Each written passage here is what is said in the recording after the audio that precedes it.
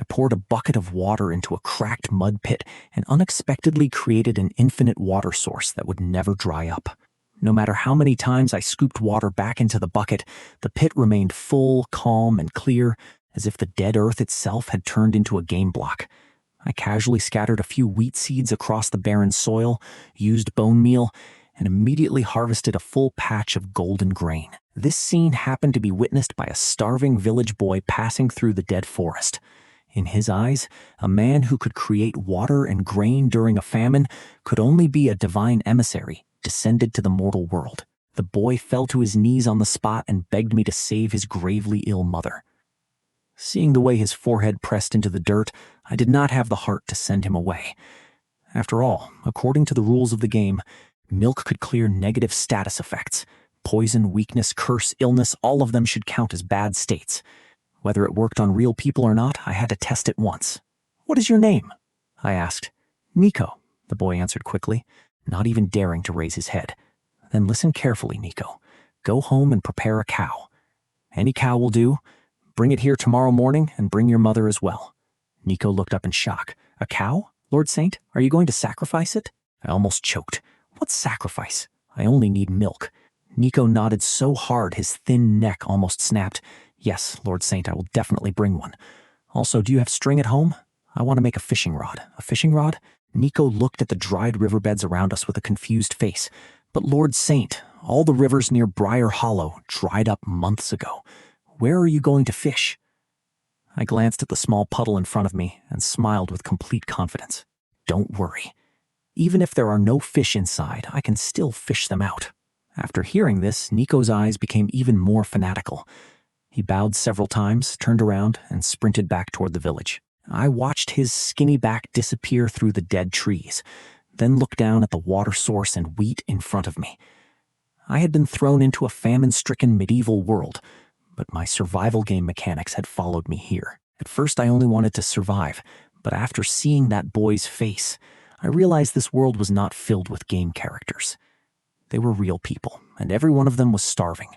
Early the next morning, I woke up from a pile of leaves and immediately gripped the empty air with both hands. "Stone axe, come." A stone axe appeared out of thin air. I swung it at a nearby tree, and after several hard chops, the trunk cracked and fell according to real-world physics. It did not turn into a woodblock, which meant this world was not a perfect copy of the game. Some rules followed the game. Some rules followed reality. If I wanted to survive here, every small mechanic had to be tested. Just as I finished gathering wood, Nico rushed into the forest panting, holding a ball of old string in both hands. I was about to thank him when I noticed a middle-aged man following behind with an ashen face, tightly clutching 2 egg-laying hens. The moment the man reached me, he dropped to his knees and raised the chickens above his head. "Lord Saint, this lowly one is willing to trade my life for my son's life. These hens are my sacrifice and apology. Please spare the boy." I was dumbfounded on the spot. What the heck? I had only asked for string and a cow, so how did I suddenly become a man-eating forest demon? After quietly asking Nico, I finally understood. His father Tomas thought no normal person could live alone in the dead forest during a famine, so he was convinced I was either an evil spirit, a dark warlock, or worse, a tax collector. I quickly told Tomas to get up and explain that I absolutely did not eat people. The more I explained, the less he believed me, so I simply stared at the 2 hens and decided to run an experiment. Since the chickens had been brought here, I might as well confirm whether animal breeding mechanics worked. "Thomas, let the hens go." Thomas released them with a face full of fear. The 2 hens flapped their wings and scurried around the ground. I walked to the wheat field, broke 2 young stalks, and instantly collected seeds. The moment the seeds appeared in my hand, both hens stopped moving as if someone had pressed pause. Their heads turned toward me at the same time, and they ran over with quick little steps. I casually fed 1 seed to each hen. The next scene directly shattered the worldview of Tomas and his son. After only a few seconds, with a soft pop, a fluffy little chick appeared at the feet of the 2 hens without laying an egg, without incubation, and without any process that made sense in reality. Cleep dead silence. Thomas's eyes almost popped out. His mouth opened, but no sound came out. In his mind, this violated every law he had ever known. 2 hens had produced a chick in 3 seconds. Throughout history, only the creator of the world could do such a thing.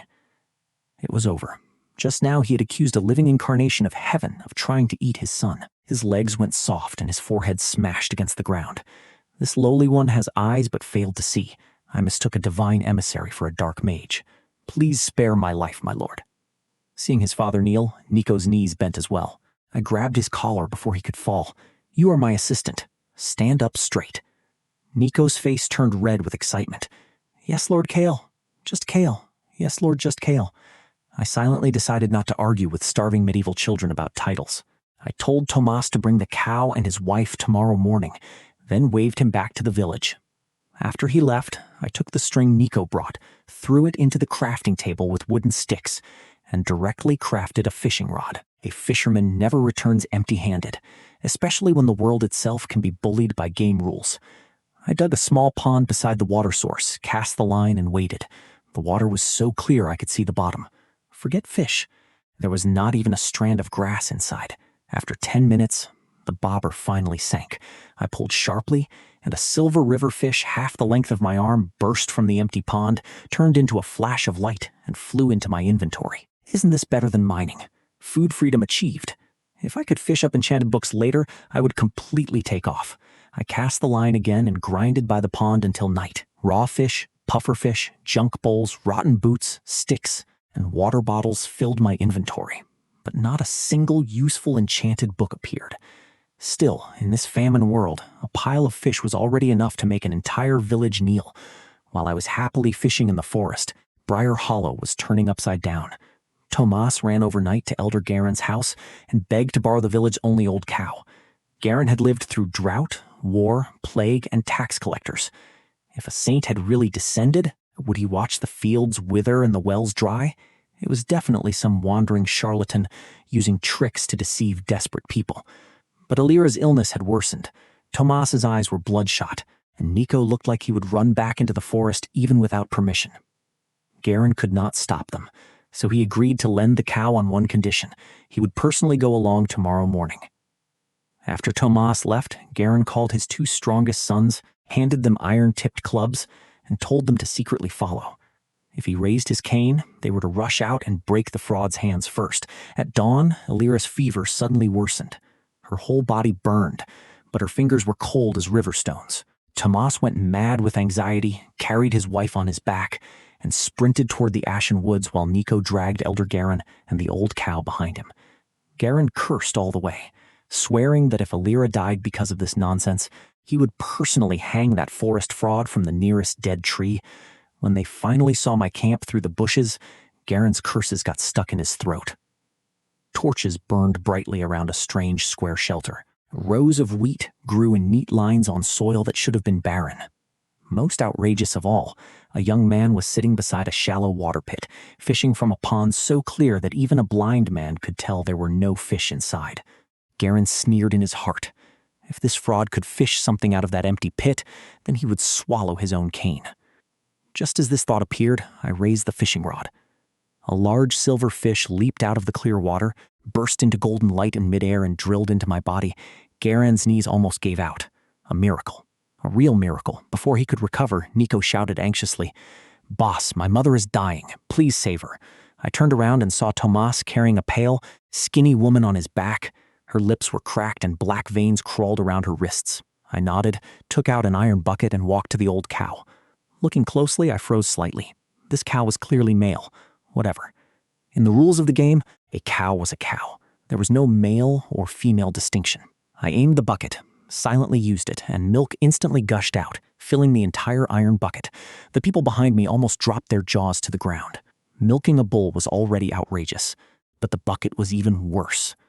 According to the game's size, a full bucket contained about 1 cubic meter of milk. That should weigh nearly a ton, yet I carried it with one hand like a wooden cup. I brought the bucket to Alira. Feeding someone else was troublesome. In the game, I just drank the whole bucket myself. I tried scooping a bowl first, but after Tomas poured it into her mouth, nothing happened. It seemed the mechanic required the original bucket. I lifted the iron bucket directly to Alira's lips, and a scene-defying physics occurred. The milk climbed out by itself, poured into her mouth, and disappeared into her body without making her stomach swell at all. As the final drop vanished, the black veins on Alira's wrists faded at a speed visible to the naked eye. Her gray skin regained color, her breathing became steady, and her twisted expression relaxed. A moment later, she opened her eyes, looked at me, whispered thank you, then fell into deep sleep. That's right. Milk cleared all negative status effects. Even a terminal illness could be wiped away in one wave. Since it worked, I simply filled a few more buckets and gave milk to everyone present. Tomas's old back pain disappeared. Nico's cracked lips healed. Garen rubbed the knees that had tortured him for decades, and tears immediately streamed down his face. "My lord," Garen said, bowing deeply with both arms crossed over his chest, "this lowly one begs you to grant our village a way to survive." The old man kept glancing at my infinite water source, so I had already guessed what he wanted. In a famine, lack of water was fatal. I led them toward the edge of my territory. After fishing all night, my experience had risen several levels, and my active range had expanded deeper toward the village. When I touched the invisible wall ahead, I stopped, took out a water bucket, and poured it against the boundary. A transparent block of water appeared in midair, then poured continuously down the slope. The flow did not weaken, did not sink, and did not dry up. Garen stared at the endless water source, so excited his lips trembled, but he kept looking toward Briar Hollow with confusion. I knew what he was thinking. Why not place the water directly inside the village? I also wanted to, but the conditions did not allow it. This would need to be explained sooner or later, so I might as well act grand now. As long as I step beyond this range, disaster will strike. Watch carefully. I took one step outside the invisible wall. The moment I left my territory, the earth began shaking violently. Dead trees cracked, the ground split open, and countless black fractures spread across the blue sky like a spider web. The entire world looked like it was about to shatter in the next second. Garan collapsed in terror. Tomas hugged Alira tightly. Nico grabbed my leg and cried for me to come back before the sky fell. I quickly stepped back into the range, and everything instantly returned to normal. The ground stopped shaking, the cracks in the sky healed, and the wind became quiet again. I looked at the people lying in the dirt and calmly shrugged. There. If I leave, that is basically what happens. My power is too strong, and the mortal world cannot bear it. Of course, I was just bluffing. In reality, it was probably the world rejecting the game territory. But to Garen, this explanation was completely reasonable. A true divine emissary was not hiding in the forest because he was weak. He was trapping himself there so the mortal world would not collapse. That morning, Garen practically rolled back to Briar Hollow. When his two sons came in with their clubs and asked when they were going to beat up the fraud, Garen spat water across the room, jumped up, and slapped the back of his eldest son's head so hard the man spun half a circle. Beat him? That is a living divine emissary. Whoever dares touch even one hair on his head, I will break both his legs. By noon, the entire village had gathered near the water source. 54 starving people knelt in the clearing, men, women, and children so thin a breeze could knock them down. They burned dried grass as incense, placed wild roots on the ground as offerings, and prayed toward my territory. When I walked over, Garen's soul almost flew out of his body. He thought I was angry at being disturbed and immediately crawled through the mud to welcome me. I truly could not stand the scene. I told them again that I was not a god, but the more I explained, the harder they trembled. Since reasoning did not work, I used practical methods. I placed wooden planks on the ground, forming a wide table in front of everyone. Then I opened my inventory and threw out the fish I had caught all night. 14 huge silver fish piled onto the wooden table, each one big enough to feed a family for days. The villagers went crazy. In this drought, even river mud had cracked apart. Where could anyone get fish this big? Someone fainted just from seeing the pile. Elder Garen, these 14 fish are for the 14 households in your village. But from now on, you will fill the composters by the water source with leaves, weeds, rotten plants, ash, and anything else useful. Every day, I will trade fish for compost. Trading weeds for fish? To the villagers, this was not trade. This was heaven pretending to do business. They slammed their heads into the ground, thanking me for the gift of life. I waved my hand and returned to the forest, because if I stayed any longer, they would probably build a shrine before dinner. For the next 3 days, I became a ruthless production machine. I fished during the day, cooked fish on the campfire, collected compost in the evening, used bone meal to ripen wheat at night, then repeated the cycle again. The villagers worked like people injected with chicken blood. With food in their stomachs and water in their fields, Briar Hollow changed from a graveyard into a living village. My experience bar rose quickly. One more level, and my territory could cover the entire village. Just as Briar Hollow started recovering, trouble came from Thornmere, the starving village beyond the dry creek. The two villages had fought for water and farmland many times over the years, and now Thornmere had also run out of food. A lazy thief named Rusk sneaked into Briar Hollow looking for anything edible and smelled fresh fish soup from every house. Seeing dried fish hanging from the rafters and jars of clear water inside one empty cottage, his eyes turned red with jealousy. Their village was gnawing bark, while Briar Hollow ate fish every day. Rusk stole 2 dried fish, but a child saw him and screamed. The whole village exploded. Dozens of well-fed men grabbed pitchforks and chased him out. Rusk threw the fish away and escaped empty-handed, but he could not swallow his humiliation. Once he returned to Thornmere, he shouted that Briar Hollow had cut off their underground water and secretly used it to raise giant fish. These words were like sparks falling into a powder keg. Thornmere's villagers were already starving to madness. By dawn, they grabbed hoes, spears, and knives, preparing to fight Briar Hollow for water. However, Garen did not fight. He carried barrels of clear water to the border and placed smoked fish beside them. The Thornmere villagers froze. Their leader, old Maresk, took a sip of water and almost cried on the spot. Garen leaned close and told him the truth. Briar Hollow had not stolen anything. A divine emissary had granted them water and food, in this era, other than a god, who could conjure endless water from mid-air. Thornmere lowered their weapons, and the two villages temporarily made peace. As for Rusk, Maresk dragged him out and exiled him on the spot. In this barren world, being driven away from the village was equal to a death sentence. While the villages avoided a bloodbath, another disaster arrived. 3 tax riders from the Baron entered Briar Hollow, led by a red-faced collector named Varric. This man had just beaten farmers in another village for failing to pay taxes, and now he wanted to suck blood from Briar Hollow. Garen had prepared. He smeared dirt on the villagers' faces, hid the fish, and scraped together a pouch of broken coins. But Varric saw through the act immediately. His gaze locked onto the stone house the villagers had prepared for me. "What is inside?" "Only old furniture, sir," Garen said with a bow. "Then move aside. This house cannot be touched." Varric smiled, drew his sword, and raised it toward Garen's arm. At this critical moment, Nico fired an arrow from the roof and knocked the blade aside. Varric flew into a rage, ready to slaughter the village for rebellion. Right then, my newly expanded territory finally reached Briar Hollow. The dry yellow ground instantly transformed into green grass. Flowers bloomed from cracks in the road. The old well filled with clear water. The villagers fell to their knees, shouting that a miracle had descended. Varric turned around in horror and saw a 3-meter-tall iron guardian standing silently behind him, covered in vines with arms as thick as pillars.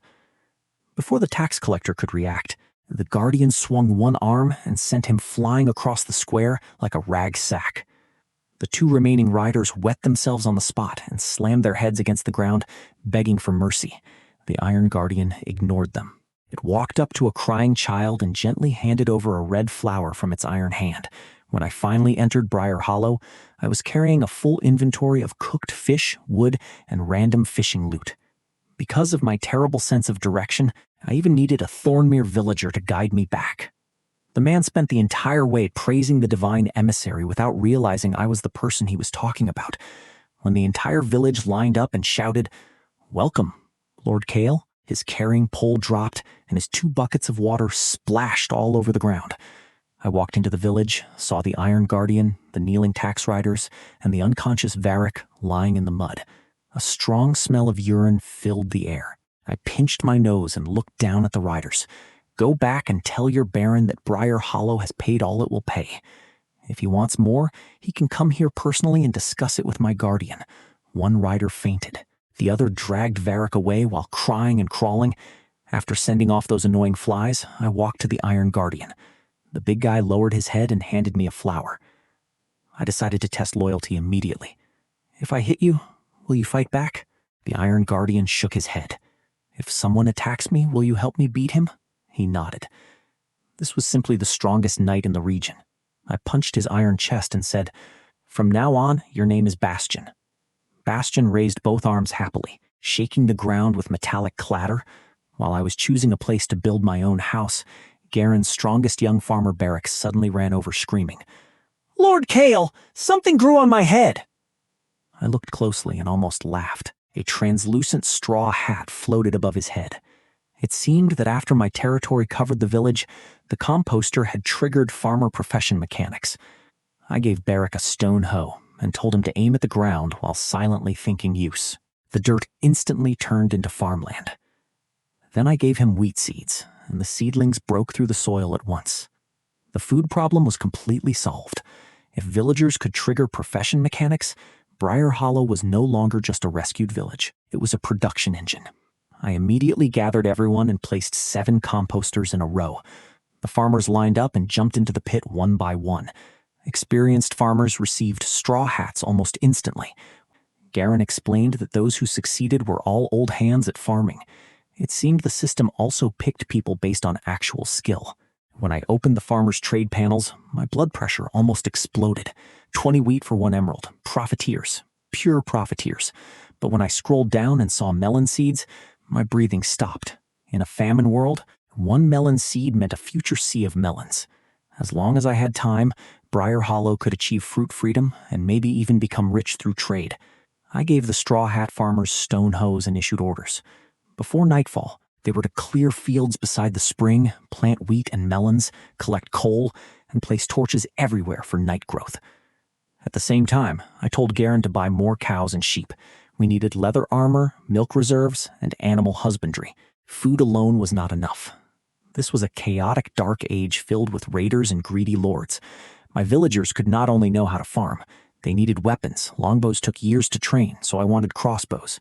Simple, brutal, and useful even for beginners. I ordered Garen to send Barrack and a few strong men to Greyford to buy sheep, iron tools, scrap metal, and any literate scholar they could persuade. Before they left, I gave them wooden swords and leather boots I had fished up. Do not underestimate wooden swords. The ones I craft are sharper than the broken iron of this era. And remember, once you buy the goods, come straight back. Do not wander. I also told them to bring back a scholar, even if they had to invite one, trick one, or tie one up with polite words. The villagers did not even know who the current king was. If I wanted to understand the outside world and maybe trigger librarian trades, I needed someone who could read. After sending the trade team away, I brought Nico into the forest for exploration. He carried a basket and kept looking around, afraid a wild boar would rush out. I handed him a freshly crafted loaf of bread and told him to eat. The moment he bit into it, he froze. Soft bread made from magic wheat was something this child had probably never tasted in his life. Tears fell down his dusty cheeks while he chewed. He tried to save half for his little sister Mira, so I gave him another loaf. In this man-eating world, a full meal could make someone hand over their life. But a meal they could bring home to family was even stronger. We found a red mushroom under a tree, which immediately gave me an idea. Giant mushroom houses. No mycelium, no podzol, no problem. I dug a dark 2-block pit, planted the mushroom, sealed myself inside, and used bone meal. With a boom, a giant red mushroom burst out of the ground and swallowed me inside the stem. Nico screamed outside, dug through the mushroom wall with his bare hands, and dragged me out covered in mushroom dust. "See that?" I said proudly. "As long as I want, every farmer can have a mushroom house." Nico looked at the giant mushroom villa and swallowed. "Boss, your ideas are amazing, but they are also terrifying." Meanwhile, Barrack's trade team reached Greyford and saw the real face of the kingdom. Outside the city gate, refugees lay in the dust waiting for porridge that would never arrive. The dry moat was filled with bones and broken carts. Guards kicked starving children away from the walls. Inside the city, nobles still bought wine and meat as if the famine belonged to another world. Barrack bribed the gate guards, bought 2 sheep, scrap iron, and farm tools, then searched for a scholar willing to go to Briar Hollow for food. Most scholars refused the moment they heard they had to leave the city. Leaving the walls meant becoming rations for starving mobs. Finally, in the refugee slums, a thin young man in a ruined monastery robe stepped forward. His name was Soren, a failed scholar who could read, write, and calculate. Behind him stood a broad-shouldered mercenary named Dane, who claimed Soren owed him 3 months of pay. Barrack raised a piece of dried fish. "We pay in food." Dane stared at the fish, then at Soren, and immediately agreed. I have taken worse jobs. On the way back, the smell of sheep and dried fish attracted hundreds of starving refugees. Halfway through the road, a scar-faced man pretended to beg for food, then suddenly pulled a rusted knife and stabbed toward one of the villagers. Dane reacted first, smashing the man down with one punch, but that strike detonated the crowd. Hundreds of starving people rushed in, shouting to kill them and take the sheep. Barrack and the others formed a tight circle. Their wooden swords cut through cheap iron, and the leather boots blocked several blades, but there were too many enemies. Colin fell with a deep wound. Another villager had his arm sliced open. Dane fought like a tiger, but even he could not block a wave of desperate people forever. Just as the circle was about to break, the ground trembled violently. A 3-meter iron giant charged over the ridge, with red light flashing in his eyes. Bastion had arrived. The starving crowd froze for half a breath, then scattered like birds. Bastion crashed into them anyway, swinging his iron arms like pillars. Those who rushed forward were swatted into the air. Those who tried to stab him only bent their blades. In the blink of an eye, the road was dyed red, and the remaining attackers fled crying for their mothers. Bastion walked to the wounded villagers, scratched his iron head, and gently placed flowers in their hands. Dane stared at him, his sword dropping to the ground. "What kind of background does this village have?" he muttered. "That Lord Kale, exactly what kind of existence is he?" Back in Briar Hollow, I had just finished admiring the mushroom house when I felt the ground shake. Bastion returned, but the smile on my face froze immediately. His iron body was covered with scratches and blood. Behind him, Barrack, Colin, and the others staggered forward with wounds deep enough to see bone. My precious villagers, the people under my protection, had been hacked into bloody messes outside my territory. Ever since arriving in this world, I had tried to quietly develop and avoid provoking others. But at that moment, an uncontrollable anger surged straight into my head. The sky above Briar Hollow darkened at once. Thunderclouds rolled in without warning. Lightning tore across the sky, and rain smashed down like the world itself had felt my fury. The villagers fell to their knees in fear. Even Thornmere, far away, saw the storm forming only above Briar Hollow and understood one thing. The saint was furious. "Who dared touch my people?" I asked coldly. Colin crawled through the mud and hurriedly explained that starving mobs had attacked them, but Bastion had already wiped them out.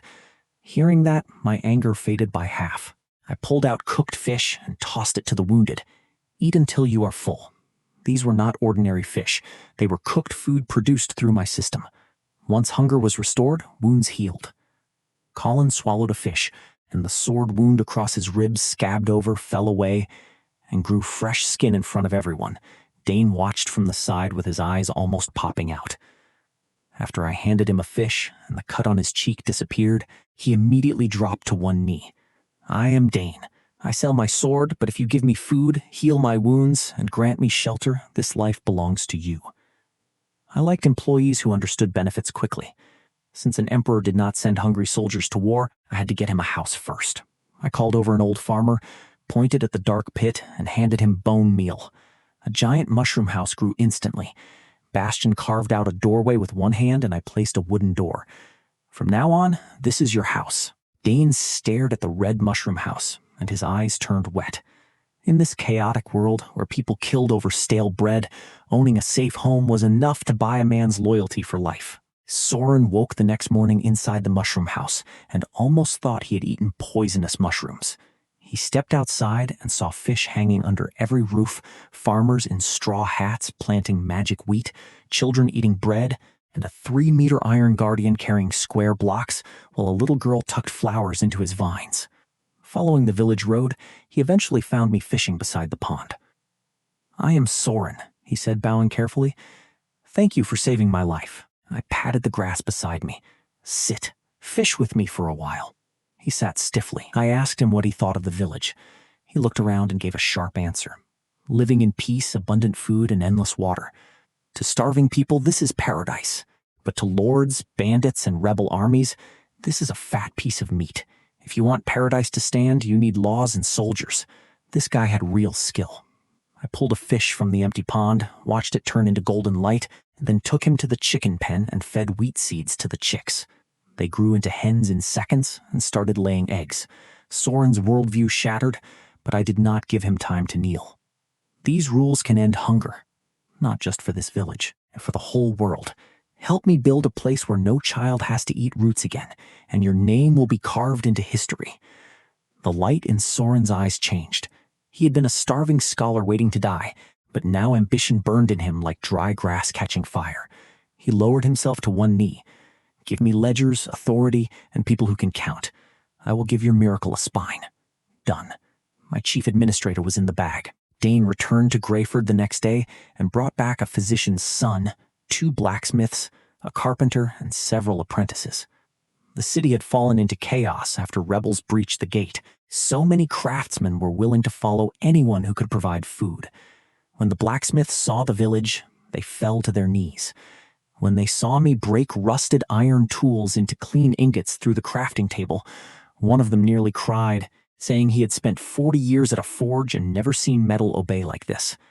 I created job blocks one by one: lectern, grindstone, stonecutter, smithing station, and fletching table. Once these appeared, the village's production ability rose sharply. Farmers produced crops, smiths repaired tools, fletchers prepared crossbows. Soren wrote laws, counted grain, and registered every refugee who entered. Dane took charge of training the militia. I originally expected normal sword drills. Instead, I saw a living nightmare on the training ground the next morning.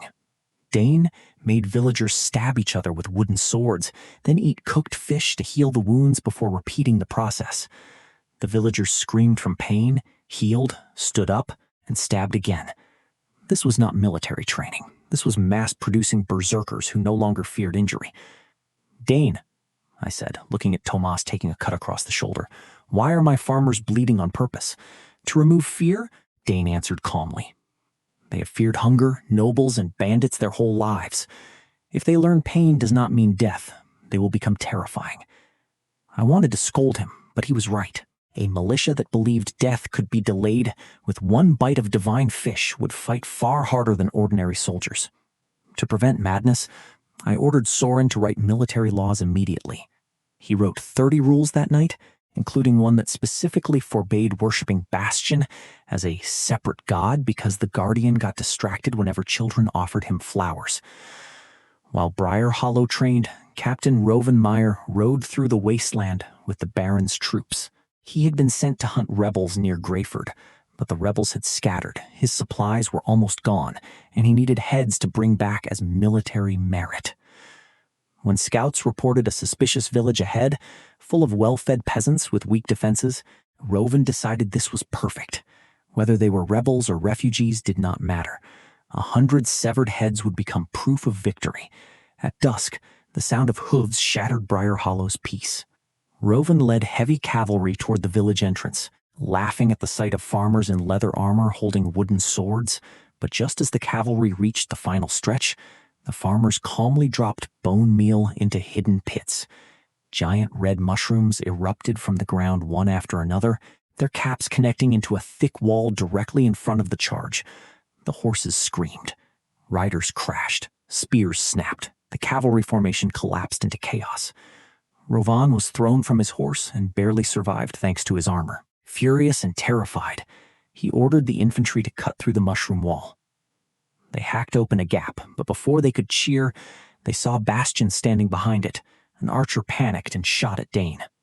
The arrow hit his helmet and bounced away. Bastion moved. The battle ended quickly. The soldiers' courage collapsed before their bodies did. Bastion charged like an iron siege tower, sending men flying with every swing. Dane's militia attacked from both sides, wooden swords sparking against iron blades. Barrack chased down Rovan in leather armor that steel could not pierce and dragged him back by the cloak. After the battle, I ordered the wounded enemy soldiers to eat cooked fish. Their broken bones healed in seconds, which terrified them more than the injuries themselves. Breaking their legs and then healing them made them understand something clearly. In Briar Hollow, even suffering needed my permission. Roven begged for mercy, but I had other uses for him. Since his army had attacked without warning, I used the captured soldiers to test fall damage, weapon damage, armor protection, and invincibility frames. I built a platform 100 meters in the air, jumped into a single block of water, and landed unharmed. Then I had terrified soldiers stab me with wooden and stone swords. After the first hit, several attacks within the next moment did nothing.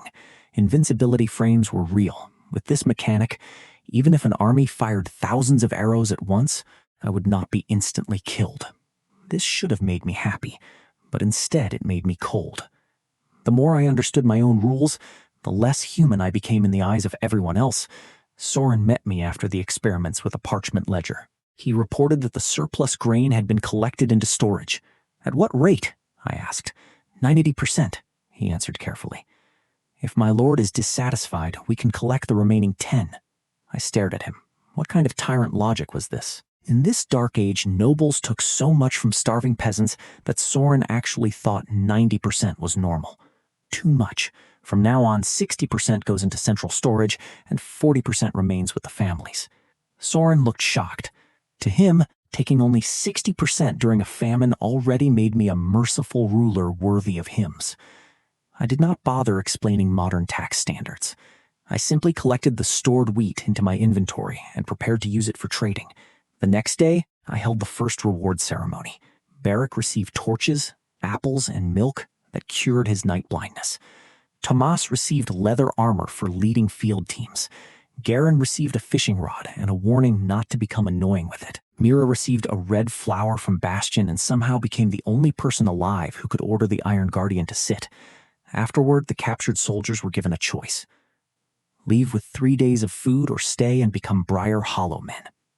Half left. Half stayed. Hunger made some decisions. Hope made the rest. Dane swore the remaining soldiers into the militia, while Soren quietly told me that giving enemies food and freedom was more dangerous than chains. He was right. A chained man waits to escape. A man who chooses to stay starts defending the cage. Just as Briar Hollow expanded, a greater threat followed the refugee trails toward us. The raider lord Varkas, known as the Red Boar, marched with nearly 1,000 killers, deserters, and famine madmen. They called captured humans walking meat and used refugees as shields. At midnight, the watchtower bell rang wildly. I climbed the wall and saw torches covering the dark fields. In front of the raiders, bound refugees stumbled forward, crying for help. Dane stood below me, face grim. If we open the gate, the raiders rush in behind them. If we keep it closed, the refugees die at our wall. Varkas knew how to turn mercy into a weapon. Unfortunately for him, I had already decided what kind of ruler I would be. Open the gate, I said. Dane looked up sharply. Not to let them in, to let us out. The iron doors opened. More than 100 Briar Hollow militiamen charged out in leather armor with wooden swords. The raiders laughed at first. To them, farmers holding wooden weapons looked like children playing war. But once the two sides collided, their smiles froze. Wooden swords sparked against iron blades. Leather armor blocked knives. When a villager was stabbed through the chest, his comrade dragged him back and stuffed cooked fish into his mouth. The wound closed in seconds, and the man charged back into battle roaring. The raiders went mad with fear. They could kill ordinary men, but how could they fight enemies who healed after every fatal wound?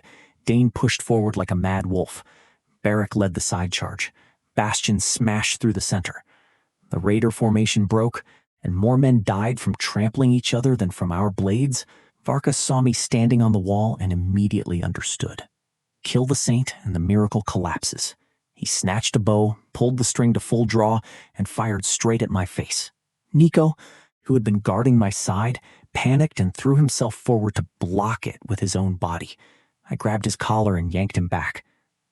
Are you trying to catch arrows with your face?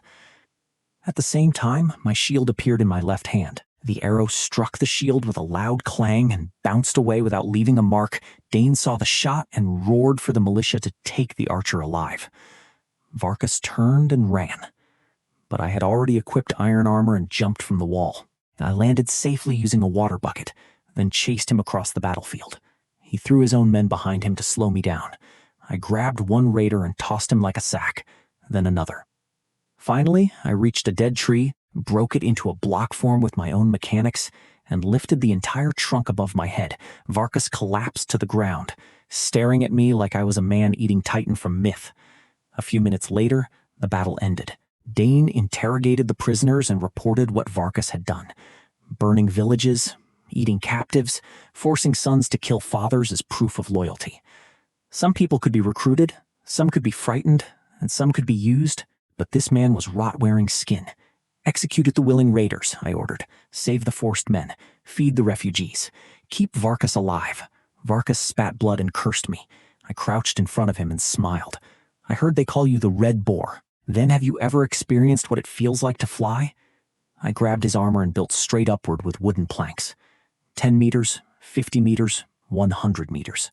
At the top, I placed one glass block, kicked him onto it, and removed every other block around him.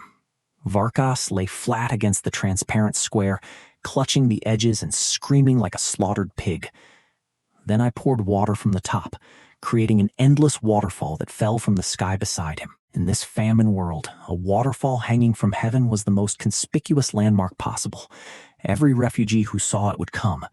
Every enemy who saw it would know Briar Hollow existed. That was the point. That was also the danger. By morning, hundreds of rescued refugees filled the fields outside the wall. Some held bread and porridge but still had no light in their eyes. They had seen too much hunger to believe safety could be real. A little girl with dry lips and yellow hair walked up to me and asked, "Big brother, are you really a god?" Everyone stopped moving. I almost denied it again. But when I looked at the refugees, at Nico, at Tomas, at the people who kept living because they believed someone stronger was protecting them, I nodded. Of course I am.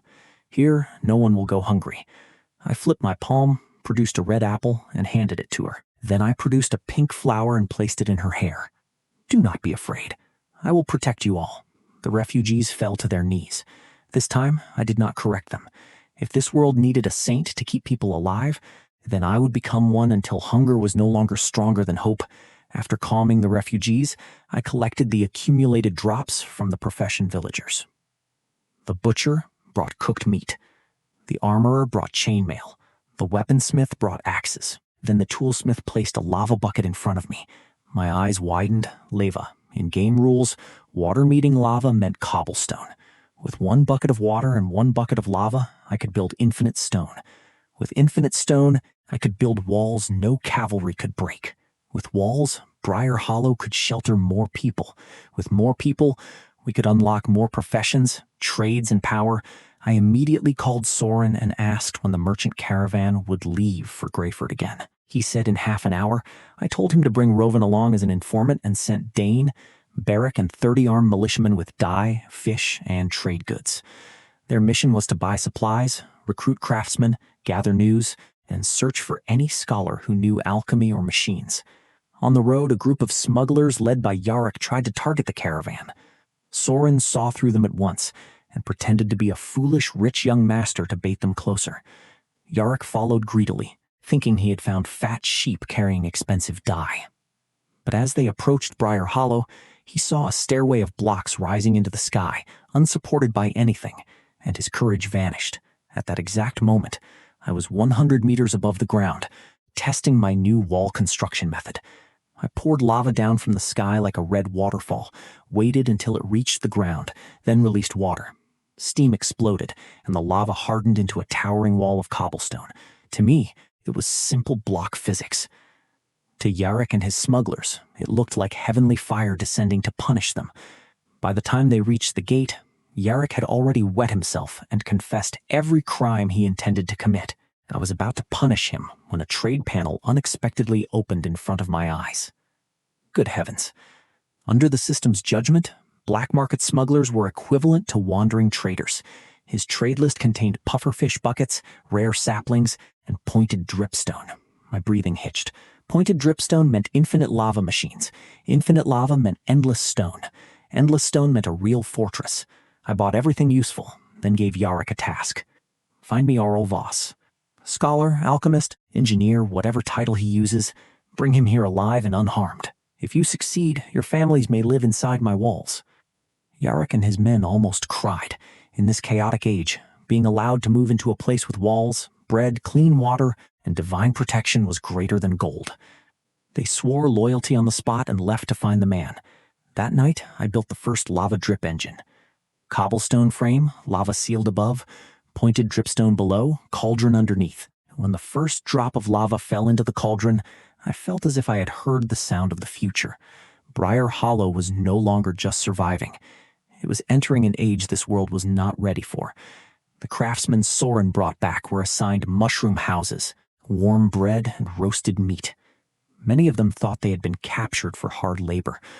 But when they saw food placed in their hands and real homes prepared for them, they knelt toward my house and prayed. Another group of desperate people became die-hard believers. Early the next morning, I woke up to my black cat shade rubbing against my hand. Beside its paw lay a strange black metal compass with a red needle. The needle did not point north. It pointed toward the northern mountains. The moment I picked it up, the air around it felt wrong. As if an item from another world had been forced into my inventory, Soren entered with a ledger, saw the compass, and froze. He carefully read the old words carved around the rim, and his face turned pale. "What does it say?" I asked. His voice trembled. "When the false saint builds paradise, the nether crown shall come to burn it." The room fell silent. Outside, Bastian suddenly walked to the northern wall and stared toward the mountains. He would not respond to Nico Mira, or even the flowers the children offered him. Then the compass began ticking like a countdown. A horn sounded from the watchtower, then another. Then every bell in Briar Hollow started ringing. I rushed to the wall and looked north. At first, I saw only the dark mountain ridge. Then the red line between the peaks blinked. Thousands of lights opened in the darkness. They were not torches. They were eyes. The compass cracked in my hand, and a system message burned across my vision. Hostile dimension signature detected. Nether gate opening. I looked down at Briar Hollow, at the mushroom houses, the wheat fields, the refugees eating bread beside the spring, and the children who believed this place could not fall. Then I looked back toward the mountains, where red smoke rose into the sky and something enormous moved behind the ridge. Dane climbed beside me with his sword drawn. "My lord, what are those things?" I equipped my shield, then my iron sword. Every torch along the wall flared at once.